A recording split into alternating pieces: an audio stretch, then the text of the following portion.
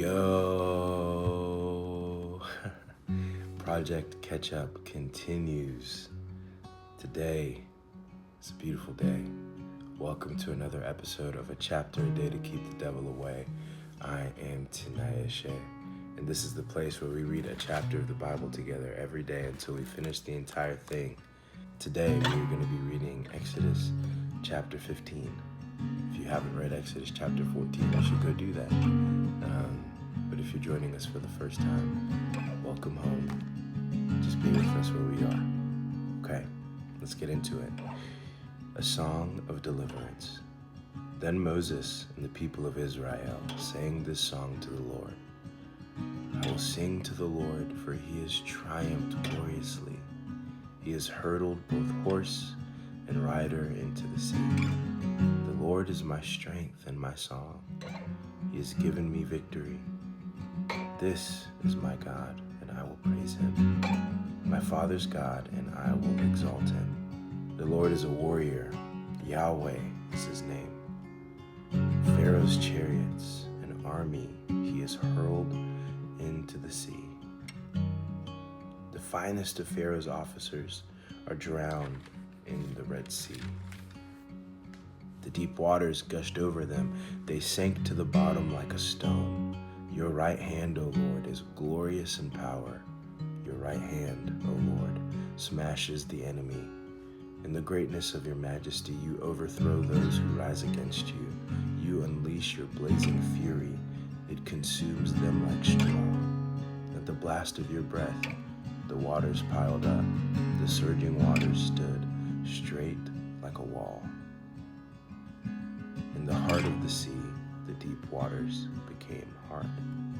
The enemy boasted, I will chase them and catch up with them. I will plunder them and consume them. I will flash my sword. My powerful hand will destroy them. But you blew with your breath, and the sea covered them. They sank like lead in the mighty waters. Who is like you among the gods, O Lord? Glorious in holiness, awesome in splendor, performing great wonders. You raised your right hand, and the earth swallowed our enemies. With your unfailing love, you lead the people you have redeemed. In your might, you guide them to your sacred home. The peoples hear and tremble. Anguish grips those who live in Philistia. The leaders of Edom are terrified. The nobles of Moab tremble. All who live in Canaan melt away. Terror and dread fall upon them. The power of your arm makes them lifeless as stone until the people you purchased pass by. You will bring them in and plant them on your own mountain, the place, O Lord, reserved for your own dwelling, the sanctuary, O Lord, that your hands have established. The Lord will reign forever and ever. When Pharaoh's horses, chariots, and charioteers rushed into the sea, the Lord brought the water crashing down on them.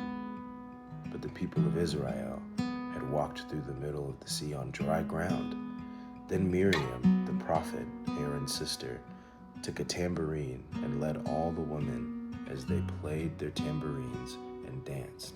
And Miriam sang this song.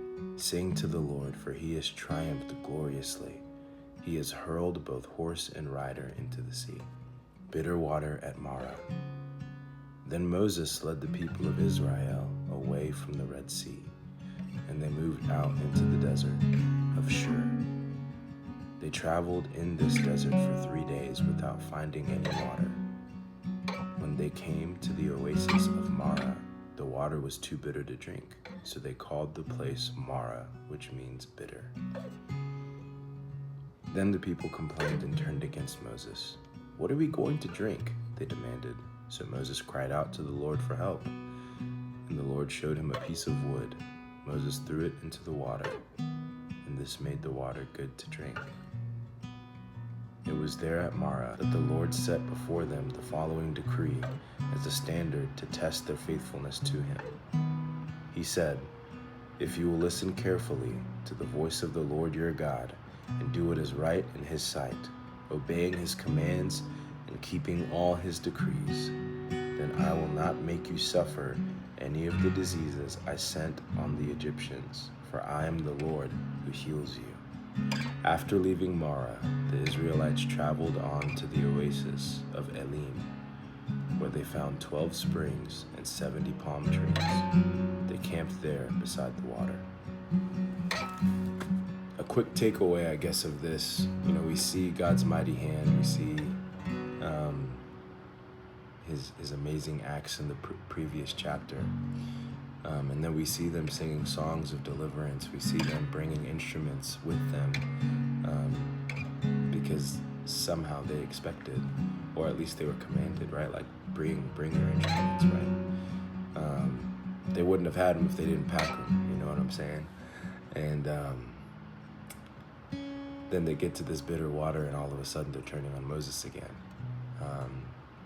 And it's just a reminder for us, right? Like, we are no different from them, how quick we are to forget the ways that God has moved in our life and turn on him at the quickest, fastest approach to hardship.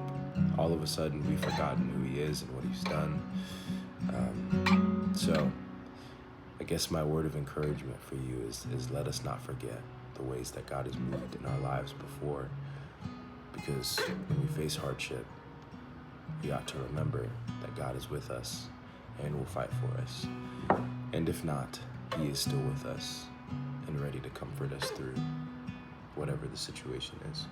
All right, love you. Peace.